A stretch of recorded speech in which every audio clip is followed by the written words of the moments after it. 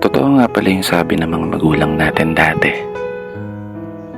Mahirap kumita ng pera. Kaya naman, lagi nilang paalala, anak, mag-aral ka ng mabuti. Dahil yan lang ang sandata na maaari naming maipamana sa'yo. Isang sandata na magagamit mo sa mga panahong wala na kami sa tabi mo.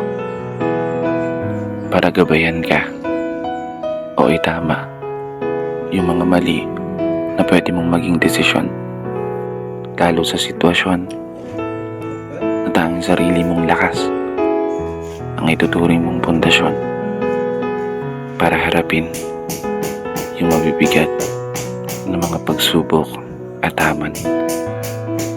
Tama talaga kayo. Tama lahat ng mga sinabi nyo. Eto na po yun. Ako, laban sa mundo.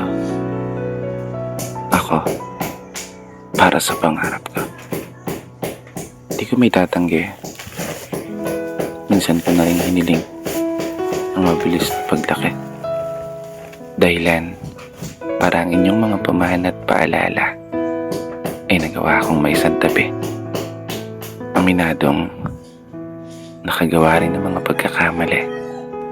Mga pagkakataong hindi na sana nasayang kung natutunan kong humindi. Mga daan na pinili kong lakaran kahit salungat sa kakayahan ng mga binti. Kaya heto yung anak nyo. Patuloy na nagbabawi. Patuloy na nagpapakasakali na sana pumabor ang kapalaran habang dala-dala ang inyong mga pangaral. Isang pamana na bitbit ko sa araw-araw. Hindi ako sigurado kung gagana yung mga plano. Ang tanging alam ko lang, magagawa ko itong may panalo. At sa araw na yun, pangako, kayo naman. Sa araw na yun, babawi ako sa inyo. Maraming salamat sa sandata niyong ipinamana. Dito na nagtatapos.